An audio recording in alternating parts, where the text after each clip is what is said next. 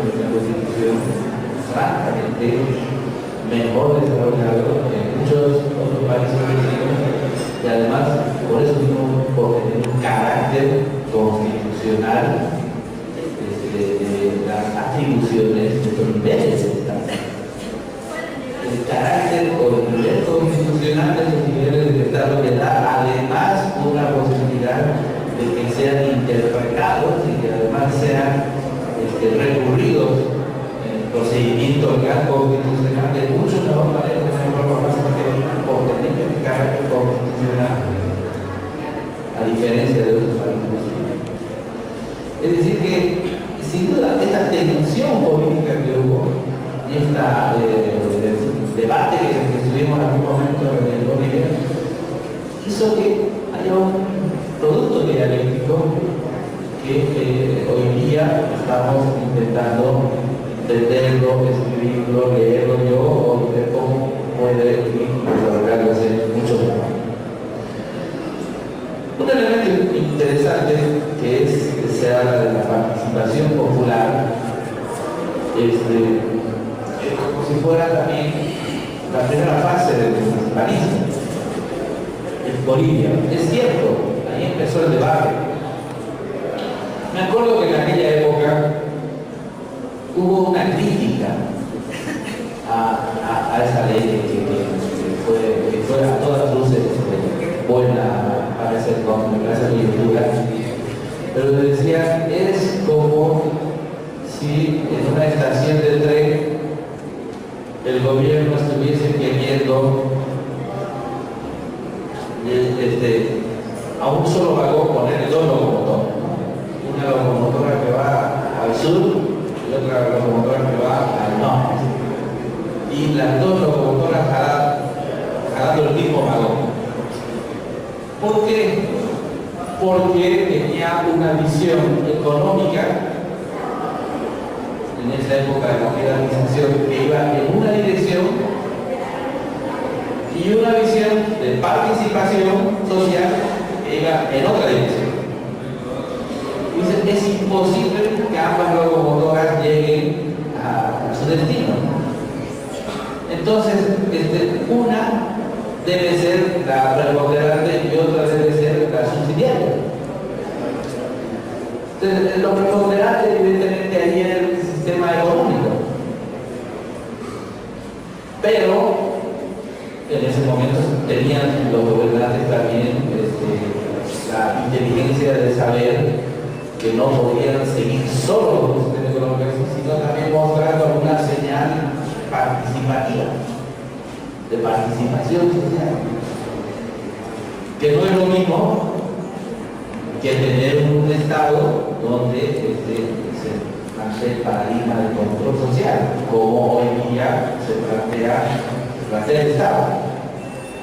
Entonces, fíjense, en nuestro país además, no es lo mismo participación institucional como bien se está desarrollando y como quiso desarrollar la participación popular, participación institucional en un contexto de tremendas demandas sociales o de ascenso de masas. Nuestro país, para entenderlo políticamente, no podemos entenderlo permanentemente en un proceso de estabilidad institucional donde vamos incorporando simplemente, digamos, procesos participativos. Hay momentos en nuestro país que son de ruptura política y de ascenso de masas y de crisis política. Y eso es lo que estaba pasando en los momentos previos, digamos, a el año 2003 en Bolivia. Lo que está pasando es esto. Tenemos un escenario de descontento social muy fuerte y el gobierno de ese estado está intentando paliar esa dificultad aprobando leyes de participación. Pero va a haber un esfuerzo importante por institucionalizarla. Hay un esfuerzo, porque la política también se realiza en ese momento y hoy también. Hubo un esfuerzo importante por institucionalizarla. pero acabó derivando en una explosión social. Y esta explosión social llevó a la realidad de la política. Entonces, la participación popular en algún momento puede ser el antecedente de un ascenso de masas y una crisis política, y en otro momento, en los momentos de regularidad institucional, se pueda desarrollar la participación institucionalizada. Y en esa participación institucionalizada, la crítica fue, en el caso de la participación popular, que uno era un monopolio de la participación, es decir, que los comités de vigilancia eran un verdadero poder del resultado de la participación, a tal grado que su firma valía en el sentido negativo, inclusive, ¿no? Y segundo, había una cooptación de estos dirigentes por lo que entonces eran los partidos políticos. Entonces, en lo que plantea el trabajo de autonomía acá es que eso se intenta superar con esta nueva visión. Y esta nueva visión plantea un nivel de participación y de control social con tres diferentes tipos de actores. Actores orgánicos, actores comunitarios y actores circunstanciales. Está bien esa clasificación, pero el criterio siempre debe ser actores legítimos, porque pueden variar de acuerdo a la lugar. Por eso también que sea también esta clasificación amplia de orgánicos, comunitarios, de ser un escenario de comunidades y circunstanciales también. Pero ahí lo que debe aparecer es que sea legítimo. Entonces, con eso primero no hay monopolio. Pero por otro lado, siempre se debe ir afinando este nivel, porque ¿cómo se aprueba? Se aprueba con el pronunciamiento del control social de COA ante el Ministerio de Economía y Finanzas. Es un tema que habrá que evaluar de qué manera está funcionando y si realmente es una alternativa concreta a la participación de la iniciativa. Porque recuerden que con el Comité de Vigilancia y la Participación Popular, los primeros 3-4 años de la administración participativa municipal eran maravillosos. Yo mismo fui a ver todos los tres de forma directa, porque era el tema de la época. Y había un entusiasmo participativo de la sociedad. En el texto, Pedro Salgado habla de una hiperparticipacionismo. Bueno, hiperparticipacionismo o de entusiasmo de participación. Pero lo que ocurría son dos cosas en el mundo que luego no se resolvían los problemas de la sociedad. Se mantenían, subsistían. Y al siguiente año había que hacer lo mismo, y al cuarto año ya nadie quería ir, porque participaba, decía que la cachita primero, pero después el gobierno municipal, en este caso, iba por su lado. Segundo,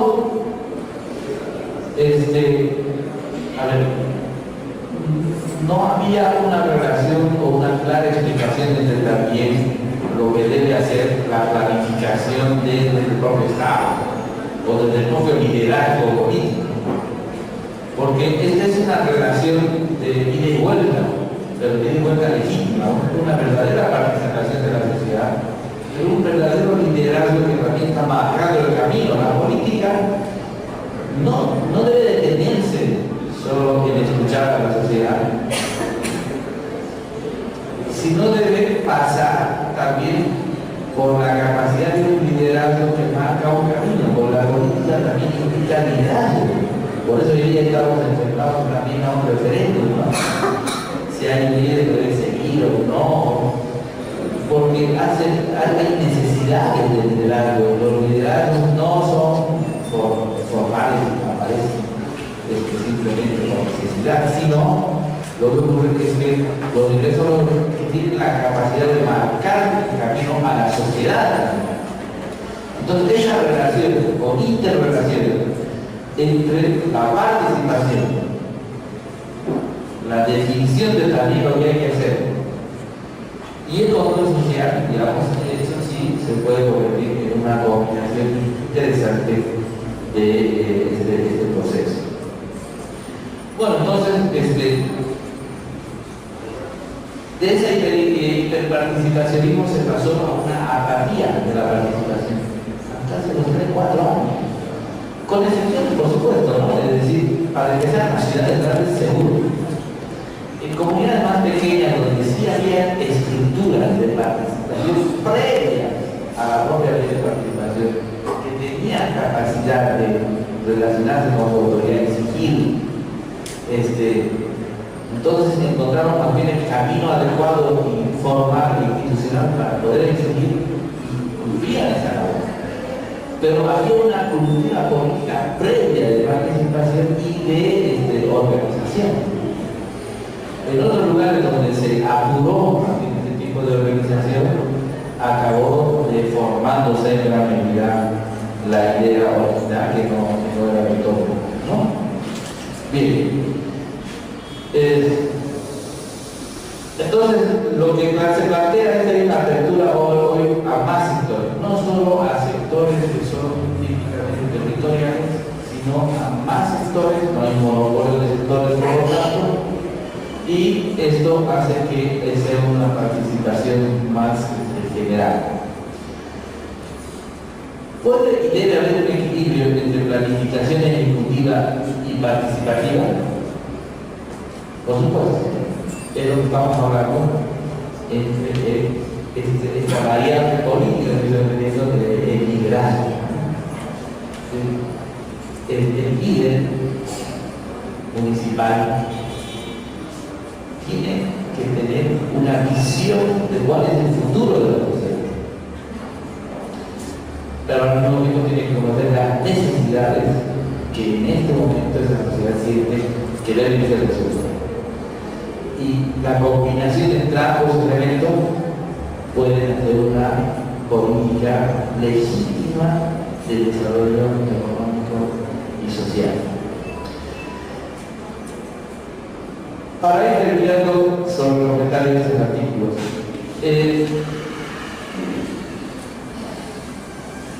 hay elementos, por ejemplo, que hay que avanzar mucho, todavía hay que mucho trabajar para ir resumiendo, como se dijo al principio, todo lo que se llama la normativa y el desarrollo de la institucionalidad de las autonomías municipales. Segundo, este elemento que yo dije, que es la política coyuntural que se dio en el caso boliviano, del debate de lo autonómico, va a seguir siendo un elemento que hay que tenerlo en cuenta al momento de desarrollar la institucionalidad administrativa. ¿Por qué? Porque hoy día en algunos sectores va a seguir siendo todavía un debate de bandera política y en otros no. ¿Sí? Hay un ejemplo muy interesante que yo recordaba el otro día, cuando se hablaba de quienes querían efectivamente o no las autonomías en Bolivia. Y como ahora los medios de comunicación son tan,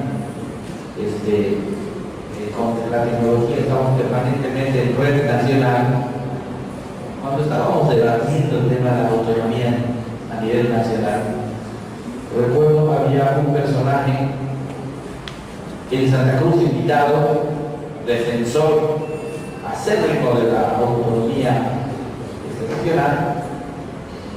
Y había otro personaje en La Paz, invitado también, ambos profesionales, políticos, también a favor de la autonomía. Y entonces el Red Nacional le preguntaba, no, ¿usted está de acuerdo con la autonomía? Por supuesto, yo siento la autonomía en mi sangre, entonces estoy con la autonomía. A ver, vamos a la parte. ¿Y qué opina usted, señor? Yo también estoy de acuerdo con la autonomía, porque esta forma de gobierno, ¿no?, que es mejor, etc. Y cuando volvían acá, el invitado local decía, no me creo, no me creo porque hace una argumentación muy formal. Se nota que no la siente. Bueno, lo que pasa es que es cierto, ambos tenían razón y ambos estaban en lo correcto. Ambos estaban apoyando una forma de gobierno que en el debate de la modernidad de la sociedad es el camino que han seguido muchos estados en determinados momentos de desarrollo, que hoy estamos siguiendo nosotros. Por lo tanto, ambos estaban de acuerdo. Solo que para unos era un tema también vinculado a otras variables políticas y para otros era un tema formal. Pues por eso que este tema hoy día sigue siendo un tema aparentemente delicado cuando se discute a nivel nacional. Hay tareas importantes e inevitables en el mediano y corto plazo, ¿no? Por ejemplo, los estatutos autonómicos, que es una tarea que tiene que seguirse desarrollando a nivel nacional. Dice en uno de los artículos que hasta el 2017 el 50% de los municipios van a tener autonomía consolidada y hoy mismo ya tienen estatutos autonómicos. Es un dato interesante.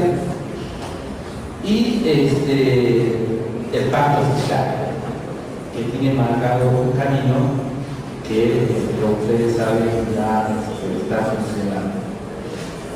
Y por otro lado, el tema del control social es un tema que, si bien se ha cambiado, la gran diferencia ahora, todavía no sabemos si va a funcionar, si está funcionando, si va a funcionar en la medida o la dimensión que se quiere. Y es algo que se debe tener de seguimiento, porque es muy importante, pero es también, por otro lado, diverso en cada lugar y comunicado, ¿no? Entonces, es algo que hay que trabajar y hay que hacer el seguimiento permanente. Y este cambio de ser autónomo y que haya participación y que haya control social del Estado, en el fondo tenemos que pensarlo como un cambio de cultura política. Porque cuando yo digo que los lugares donde mejor funcionó, los lugares donde previamente había una cultura política participativa, para decirlo en palabras sencillas, en municipios donde había organizaciones que sí se organizaban para exigirles a sus autoridades, el control social funcionó bien, porque había una cultura. Así lo hacían antes, lo hicieron a través de todos. Y en sociedades donde no funcionaba así, como dije, fácilmente se distorsionaba. Y el mejor ejemplo es el municipio de Santa Cruz de la Sierra. No es todo. El municipio no funcionó bien. La participación y el control, en gran medida, en la época de la participación popular, fue cooptado, corrompido, por los partidos políticos en aquella época. Y hoy día se maneja en gran medida casi como un proceso de formalismo y también de aquello ¿no? Lo he visto y lo he presentado en algunos momentos de reuniones públicas y no sé si todavía está funcionando en la magnitud que se quiere. ¿Por qué? Porque se tiene que cumplir una norma antes que sentir un proceso verdadero de participación y de control de la sociedad, ¿no? Y eso es un tema importante a desarrollar. Bueno, este tipo de comentarios quería hacer, sin duda hay mucho que comentar, son 5 o 6 trabajos. Hay un último sobre redes, que me pareció muy interesante también, pero que bueno, no lo comenté. Pero me ha parecido muy agradable, muy lindo, muy enriquecedor, muy refrescante este tipo de artículos elaborados por veía el promedio de edad, la mayoría profesionales jóvenes que están acompañando este proceso, y por lo tanto quiero relevar esta presentación de aquí del Ministerio, de este trabajo tan interesante, y del otro también, que no lo voy a comentar porque entiendo que lo van a comentar más adelante, pero es un trabajo simplemente quiero decir maravilloso de comparación, exquisito de comparación con nuestros países vecinos, de los procesos autonómicos, que vale la pena revisarlos y que seguramente ustedes, invitados hoy, van a poder hacerlo ahora que voy a contar con estos trabajos. Bueno, felicidades entonces al ministro, a usted, y le agradezco por haberme invitado a hacer este comentario. Muchas gracias.